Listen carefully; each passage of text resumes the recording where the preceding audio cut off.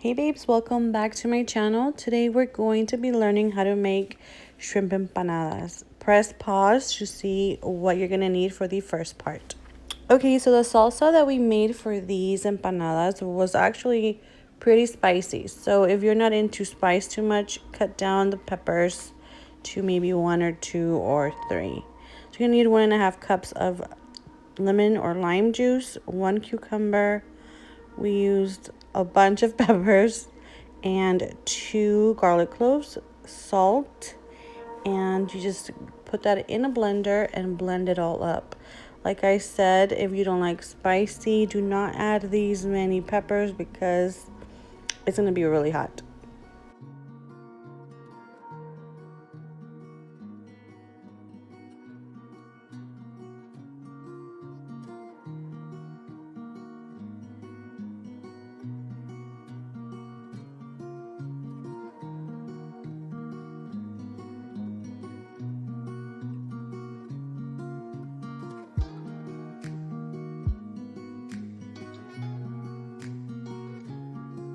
So as you can see here, we hollowed out the cucumber. I don't think it's a big deal if you don't hollow it out. It all gets blended and I think it'll be just fine, but my mother-in-law likes to do it this way. So you're just gonna go ahead and you can cut the cucumber into pieces, so obviously it's not a big old cucumber in the blender.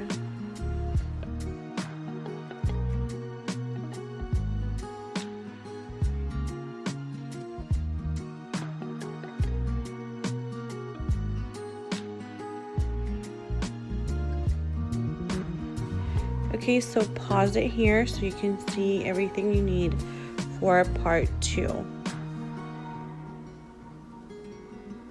This bag of shrimp comes already deveined with the tail on. You just have to go ahead and peel it off. So you're gonna bring to boil the chiles, the garlic, the shrimp shells, and 1/4 of an onion. You're gonna bring it to a really fast boil, and once it does, you're gonna take it off the stove and just let it sit.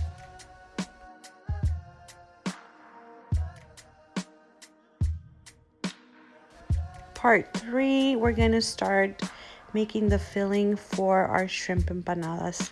So pause it so you can see everything that you need.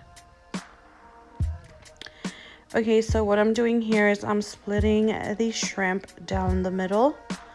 And then we're gonna go ahead and cut it into smaller pieces.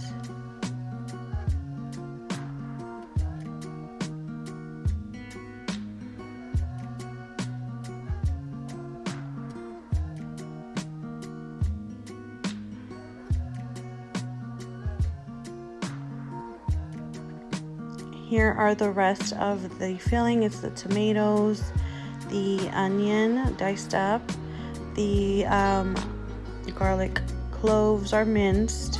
We're gonna need some salt and pepper, and in this case we use a mozzarella cheese, but you can use any cheese you want. So you're gonna go ahead and add some olive oil or any oil of your choice into the pan to get it nice and hot. Then we're gonna go ahead and throw in the garlic and the onion.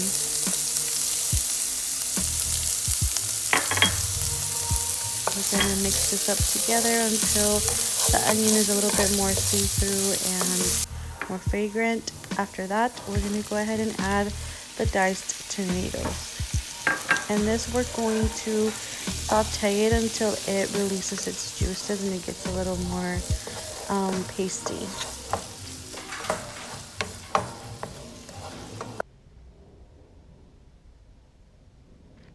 As you can see, after a few more minutes of cooking, the tomato releases more juice and it just becomes more like a paste.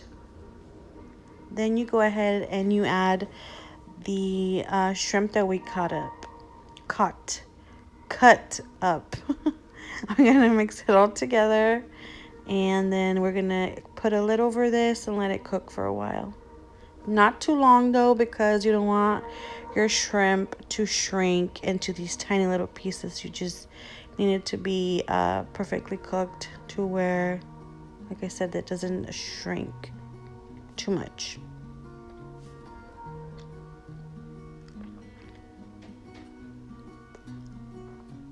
I'm gonna put some salt on here as well.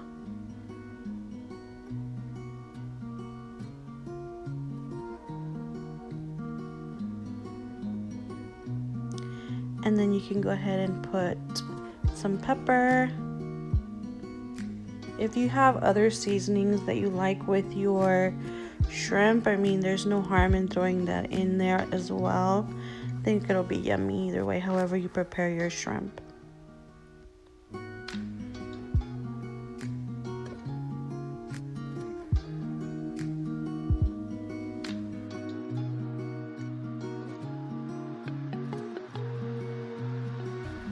Alright guys, so then you're gonna go ahead and keep an eye on your shrimp until it's nice and cooked. Once it's nice and pink and it looks cooked to your liking, you're gonna go ahead and add the cheese of your choice.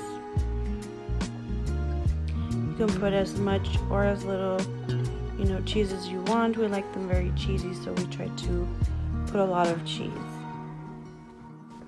Okay, so now we're gonna prepare our Maseca mix.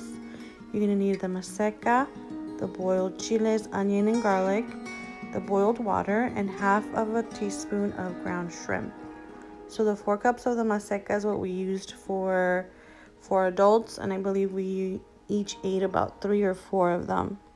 So you're gonna go ahead and grab a blender, put your chiles, the onion, and the garlic, and the water, and you're gonna go ahead and blend it.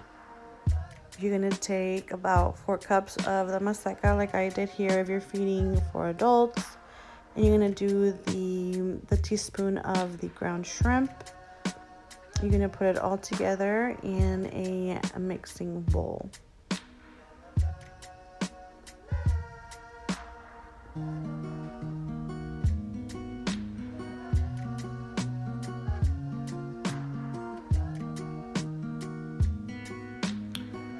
This ground shrimp you can buy at any store. I believe I've seen it at all stores, so but you can get it definitely at a Mexican food store.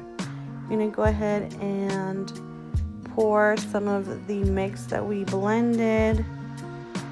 Make sure we don't get any of the seeds or anything into our mix. You're gonna go ahead and blend the water little by little into your Maseca mix.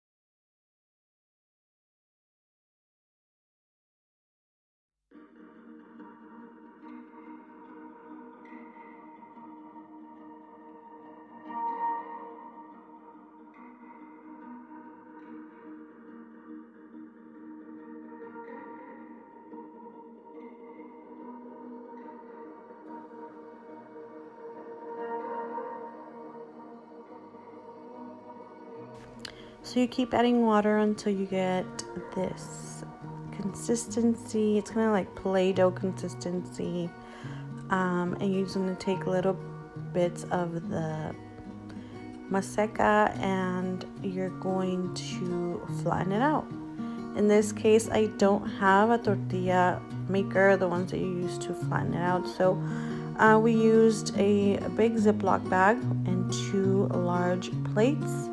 I grabbed my little ball of Maseca, set it on the plastic baggie on top of the plate. Then you grab the other piece of the Ziploc bag and you grab the other big plate and you smash it and get it as flat as you possibly can.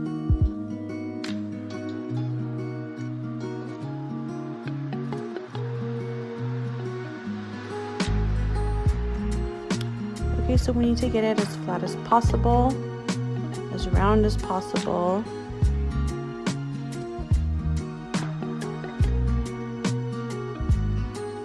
At this point, we're gonna go ahead and grab our filling and we're gonna put it on one side of our empanada mixture.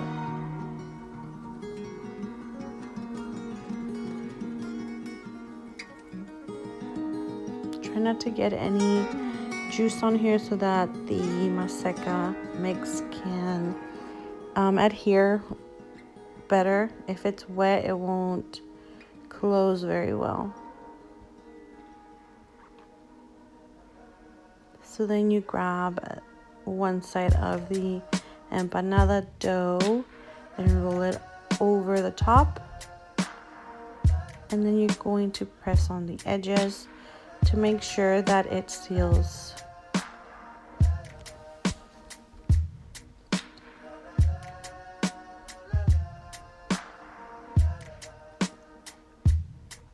Then you go ahead and peel off the plastic and you set them to the side until you've done as many empanadas as you want. So on the stove, it would be best to have the oil heat up while you're making your empanadas. I completely forgot to mention that earlier, but if not, it's okay. It's not a big deal. Just go ahead and wait until it heats up. You can test your oil by dropping a little piece of Maseca into the pan. If it starts to bubble up, that means it's ready to cook your empanadas. So go ahead and add your empanadas. One way to know when they are done is they change color, so they become a little bit darker. And once you see the edges of your empanada get darker, that means the bottom part is already cooked. So you're gonna go ahead and flip them over. Here's the difference of a cooked empanada and an uncooked empanada. The color difference, and these are some that are already made. They came out so good. I want to say thank you to my mother-in-law for teaching me how to do this. I hope you guys try this. Let me know what you think. Enjoy. I hope you make this for your family. Please let me know if you make it. Tag me. And until next time, I'll see you guys later.